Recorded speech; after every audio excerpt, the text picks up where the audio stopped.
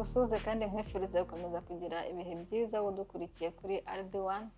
Nizere ko umeze neza. Niba utameze neza kandi ndakwifuriza kumera neza. Nitwa Diane Naomi, turimo kuganira muri iyi minsi ku mubyeyi. Turimo kwibanda cyane ku mubyeyi wabyaye, turimo kurebera hamwe ibintu umubyeyi wabyaye yakora kugira ngo akomeze kumera neza, ubwe ku giti cye ndetse n'umwana yabyaye. Ese ni ibiki umuntu agomba kwitaho kugira ngo amere neza? Hari video twakoze ubushize nari navuze ku kintu kijyanye no kuruhuka. Umubyeyi agomba kuruhuka bihagije kugira ngo akomeze kumera neza. Nimba utarayirebye nagushishikariza kujya kuri RD1 ukayireba kugira ngo dukomezanye n'iyi video ya kabiri, uzi aho bihera, uzi naho bigana.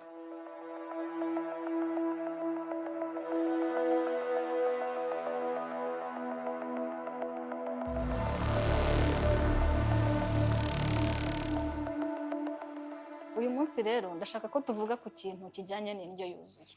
Ese umubyeyi wabyaye akwiriye kurya iki kugira ngo akomeze kumera neza ndetse n'umwana yabyaye? Umubyeyi wabyaye akwiriye kuba arya indyo yuzuye kandi mu bihe bikwiriye. Umubyeyi agomba kurya neza kugira ngo akomeze konsa kugira amashereka mazima. Ese umubyeyi akwiriye kuba yarya iki?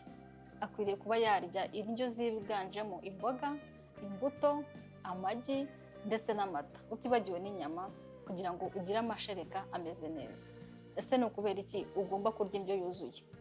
Impamvu ya mbere ni uko ukira neza. Iyo wariye neza, murabizi umubiri wacu ni ibyo turya, uko tumeze ni ibyo turya, uko ugaragara inyuma kugira ngo umubiri wawe usa neza, ufite itoto, utohagiye, ni uko uba wariye neza. Ni ukuvuga ngo uko tumeze uku nguku biba biterwa n'ibyo twariye. Rero umubyeyi wabyaye aba agomba kurya neza, bikamufasha kugira amashereka mazima. Amashereka mazima ashobora kudatuma umwana ashobora kuba yagira, murabizi hari abana bajya bagira nk'ikibazo cy'indwara yo gucura imisatsi, bakunda kuyita bwaki, nk'umwana akarwara bwaki kandi ari umwana w'uruhinja. Wakibaza impamvu umwana ashobora kurwara bwaki kandi ataratangira kurya. Ese ni iyihe mpamvu? Impamvu niyo nkubwiye rero, ni uko umubyeyi we aba atabonye indyo yuzuye, indyo ihagije. Ntabwo aba yariye neza ibintu bikwiriye ku buryo bishobora gufasha umwana. Ni ukuvuga ngo umwana kubera ko ataratangira kurya aba atunzwe na mama we, aba yonka, abanywa amashereka, aba atunzwe n'amashereka. Rero niyo mpamvu mvuga ngo umubyeyi agomba kurya neza, akwiriye kurya indyo yuzuye kugira ngo abone icyaha umwana we ndetse n'umwana akure neza, yirinde ibyo bibazo byose byo kurwaragurika. Ikindi ikintu umubyeyi agomba kwitaho ni ukunywa amazi. Umubyeyi agomba kunywa amazi menshi, ariko kandi binajyanye n'ibiro byawe. Ni ukuvuga ngo uba ugomba kumenya ibiro byawe kugira ngo umenye n'amazi unywa. Ese umubyeyi akwiriye kunywa amazi angana gute? Ugomba kunywa amazi menshi kandi amazi afite isuku, amazi atetse, amazi ameze neza. Icyo nicyo cya kabiri ugomba kwitaho kugira ngo umwana wawe umurinde no kuba yagira impatwe. Niko babyita mu Kinyarwanda, impatwe cyangwa se constipation. Rero kugira ngo ubirinde umwana wawe, murabizi nk'ababyeyi abana benshi bakunda kugira ikintu cy'impatwe, kwituma bikanga. Rero impamvu ni uko umubyeyi aba atariye neza. Ariko iyo wariye neza ukarya imboga nyinshi zihagije, apana twa tuntu dutoya wadonyejemo, ugashyiramo mu ifunguro ryawe rikabonekamo, ukarya n'imbuto nyinshi ndetse ukarenzaho n'amazi ahagije, kandi ukavuga kunywa amazi meza atetse ameze neza. Icyo gihe ntabwo umwana wawe ashobora guhura n'ikibazo cy'impatwe. Mubyeyi, ese wari ubizi ko indyo nziza yongera amashereka? Nk'umubyeyi kugira ngo umwana abone amashereka ni uko nawe uba wariye bihagije. Bakunda gushishikariza ababyeyi cyane cyane kurya isombe, kuko isombe nayo irimo intungamubiri zihagije. Igikoma nacyo kivanze, tuvuge kirimo ibinyampeke bitandukanye, byose ukabibumbira hamwe, hanyuma wanabishobora ukaba washyiramo n'amata. Ariko niyo utayashyiramo nabyo nta kibazo, ntabwo bibuza umwana gukura neza. Hanyuma rero wibande ku bintu byo kurya, wibande ku bintu byo kunywa, umenye ngo ndarya ibiki, ndanywa ibiki mu gihe wabyaye. Ikindi kandi nuko mu gihe wabyaye uba ugomba, cyane cyane mu byumweru bya mbere, uba ugomba kurya ibintu byoroshye kugira ngo igogora mu nda rifashe neza, ndetse no kujya muri toilette bitaza kukugora. Kuko tuvuge niba barakubaze, nujya kurya ibintu bikomeye ukazajya ushaka kujya muri toilette bikakugora, cyangwa se niyo baba bataranakubaze wenda bashobora kuba barakongereye. Ariko iyo wariye utuntu tworoshye kujya hariya mu bwiherero bibasha kukorohera. Rero wite ku byo kurya, unywa amazi menshi kugira ngo n'iryo gogorwa rikorwe neza, hanyuma no kujya muri toilette ntibikugore. Ikindi kandi umenye ko kuba wariye neza cyangwa se wari ibintu bifite intungamubiri, wanyweye n'ayo mazi menshi bifasha n'umwana agakura neza mu mikurire ye, mu mirire ye, ugasanga n'umwana umeze neza utohagiye kubera ibyo yahawe na mama we. Muzarebe nk'abana cyane cyane umwana utitaweho, ushobora kuba ufite mama we yanamwonkeje, ariko se yamwonkeje iki? Mubyeyi wonkeje umwana yego, ariko none usubira inyuma wibaze, ese umwana wamwonkeje iki? Ese wamwonkeje ibifite intungamubiri cyangwa se wamwonkeje, hari nk'umubyeyi ushobora tuvuge kuva mu gitondo akagera saa sita nta kintu aranywa? Ese nujya konsa umwana mu by'ukuri urumva umwonkeje iki? Nta kintu uri bumwonkeje, ni ya mashereka arimo amazi, ni ya mashereka adafite intungamubiri, hahandi umwana unamwonsa wanamureba ukagira ngo nta kintu yonse. Kubera iki? Yanyunyuje ibere ririmo ubusa, yanyunyuje ibere ritarimo intungamubiri, ritarimo amashereka. Kuko nk'ababyeyi murabizi, iyo umaze konsa uhita wumva ushonje. Kubera iki uba ushonje? Si nuko umwana hari ibyo aba agukuyemo. Rero nagushishikariza kwiyitaho, urya indyo kandi urya indyo yuzuye, apana kurya ibintu byose ubonye bidafite intungamubiri, kuko ntabwo uba ukiyitaho we wenyine, kuko umwana aba yonka amashereka akuvuyemo. Ni nayo mpamvu uba ugomba kurya ibiryo byinshi kandi byuzuye intungamubiri kugira ngo n'umwana ibikuvamo n'ibyo umwana abona. Rero nakubwira ngo gerageza wite ku kintu cy'amazi menshi, kuko iyo utanyweye amazi menshi nabwo umwana ashobora kugira ibindi bibazo muri digestion ye. Rero ugomba kunywa amazi menshi kandi amazi meza, hanyuma umwana akarushaho kugira ubuzima bwiza.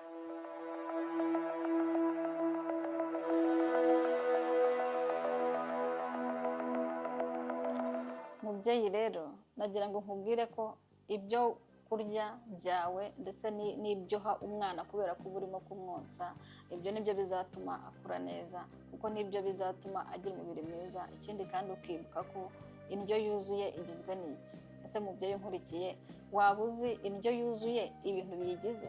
Indyo yuzuye igizwe n'ibitera imbaraga, n'ibyubaka umubiri ndetse n'ibirinda indwara. Ibyo byose kandi ni ibintu tubona mu buzima bwacu bwa buri munsi. Ntabwo ari ibintu bihenze pe, ntabwo kurya indyo yuzuye ari ibintu bihenze. Usanga nk'imboga nka dodo mu cyaro ziba zihari, nko muri iki gihe cy'imvura dodo ziba zimeze ahantu hose, kandi wowe wariye dodo nk'uko natangiye mbikubwira, wariye imboga nyinshi kabisa, mu byo kurya byawe hakabonekamo imboga nyinshi, bishobora gutuma umwana atagira impatwe cyangwa se constipation. Amazi, ntekereza ko mu Rwanda twese dufite amazi, nta hantu wabona hataboneka amazi yo kunywa. Ikindi kandi ukibuka ko ari meza, ntabwo ari ukuba uyavomye kuri robine ngo uze uhite uyanywa, ahubwo ni ukwibuka no kuyateka ukayatunganya neza, akaba ari amazi afite isuku. Kuko nanone ugiye kuvuga ngo wanyweye amazi menshi ariko nanone ukaba wanyweye amazi mabi adafite isuku, none ntekereza ko nta kintu waba ukoze, ahubwo no kwita kuri detaye, akantu ku kandi, ukavuga ngo nimba ari amazi ngiye kunywa, ndamakinga sure ko aya mazi ngiye kunywa ari amazi meza atetse afite isuku. Ikindi kandi nimba ari imboga, tuvuge ni dodo ugiye kurya, ukibuka kuzironga neza, umwanda wose ugashiraho, apana kuronga rimwe mu mazi ngo uhite uteka, ukazironga inshuro zihagije ku buryo ubona ko amazi wazironzemo atakiriho umwanda, zisa neza, ukaziteka zimeze neza. Ubwo turacyarimo kwita ku buzima bw'umubyeyi ndetse n'umwana, kuko twabonye ko ibyo wariye nibyo umwana yonka. Ni ukuvuga ngo umwana yonka intungamubiri wowe wariye, niyo mpamvu uba ugomba kuzirya mu gihe ataragira amezi 6 ngo dutangire kumuha imfashabere.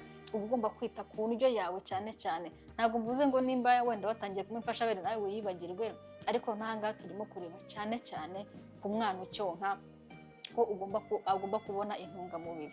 Ikindi, indagara ntabwo ziba zihenze ku isoko, uba ushobora kubona izanye n'urugero wenda n'amafaranga ufite, tuvuge guhera nkuko z'ijana indagara wazibona. Nagira ngo nkwereke ko ibintu bituma urya indyo yuzuye atari ibintu bihenze. Tuvuge n'imbuto, imbuto zo bitewe n'aho waziguriye zishobora guhenda cyangwa ntizihende, kimwe nuko nko mu cyaro hari abantu baba bazejeje. Hari nk'abantu b'ufujanga wenda n'imyembe barayejeje, ariko ugasanga bose barayigurisha we nta n'imwe ariye, kandi akibagirwa ko arimo konsa akeneye nawe izo ntungamubiri. Rero tugurisha ariko ntitumarire ku isoko gusa, ahubwo natwe twiyiteho tumenye ko izo ntungamubiri natwe turazikeneye. Ikindi, amata, ushobora kubona utabona amata menshi, wenda ntabwo ukama ufite amata menshi, ariko ushobora nko kugura wenda tuvuge ni litiro ukaba wayisuka mu gikoma. Nimba wisutse mu gikoma, izo ntungamubiri nawe urazinyweye. Ntabwo gusabye ibintu byinshi, amafaranga menshi, ariko utwo dukeya ubonye hari icyo tukumariye. Rero mubyeyi rwose gerageza wite ku ndyo yawe, wite ku byo urya, kuko ibyo urya nibyo uha umwana wawe. Uko umwana wawe ameze ni ukubera wowe, ni ukubera. Rero ntumwonse amazi, ntumwonse ubusa, ntutume umwana wawe anyunyuza ubusa, ahubwo gerageza wiyiteho, ubone amashereka ahagije, kandi atari amashereka ahagije gusa arimo ubusa, ahubwo ni amashereka arimo intungamubiri zihagije zishobora gutunga uwo mwana wawe agakura neza, akamera neza. Kuko uko ameze neza, uko umuhaye intungamubiri zihagije mu minsi ya mbere, uko niko akura. Uzasanga ari wa mwana udakunda kurwaragurika, utarwara nyine bya hato na hato, utaguhoza kwa muganga. Kuko ushobora kuvuga ngo indyo yuzuye irahenze, ariko mu by'ukuri nta nubwo ibihenze, ntabwo ibihenze, ahubwo kiba kibura ni ikintu kubyitaho we nk'umubyeyi, ukavuga ngo ndabyitaho gute? Ese wenda mu gitondo nimba nanyweye igikoma, saa sita ndarya iki? Ese nimba nariye iki n'iki, wenda nimba nariye inyama ku manywa, ese nijoro ndarya iki? Ibyo byose ukabyitaho, ukamenya ko ibyo urimo gukora ni ibituma wowe umera neza ku giti cyawe nk'umubyeyi. Ikindi kandi nagira ngo nkwibutse ko kurya neza bituma unakira vuba nk'umubyeyi.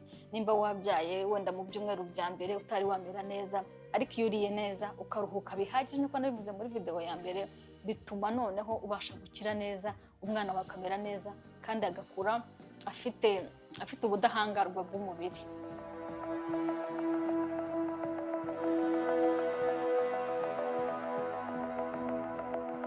Mubyeyi rero, nimba warabyaye vuba cyangwa se nimba witegura kubyara, nizere ko wumvishe ibintu bizagufasha kugira ngo urusheho kumera neza ndetse n'umwana amere neza. Hanyuma muri comment muraza kumbwira, ese hari imbogamizi ujya ugira wenda zo kubona indyo yuzuye? Kuko namaze kukubwira ko ntabwo ari ibintu bihenze, ni ibintu twabona ku giciro gitoya kiri ku isoko bijyanye n'ubushobozi bwawe. Ntabwo ari mpaka kugura byinshi, ahubwo ndakubwira ko duke ushobora kutugura kandi tukagira ikintu tukumarira.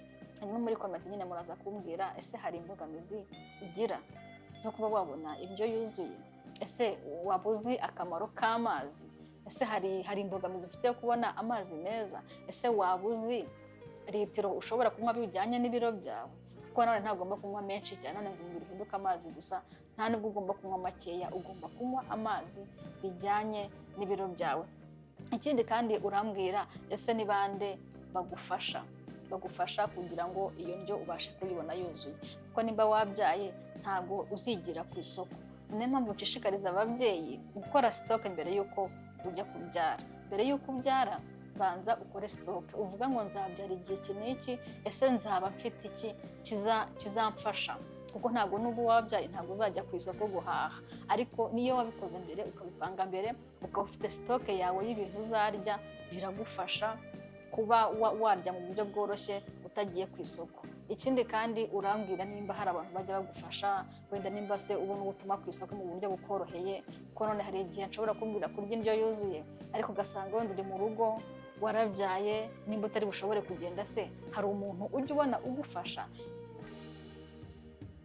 Ikindi kandi ndakubwira ko umwana wawe kumurera neza ni ukumugaburira.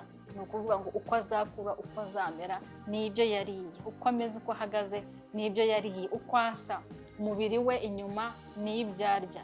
Ni ukuvuga ngo nimba waranyweye amazi menshi, umwana wawe azaba afite itoto, atohagiye, ameze neza.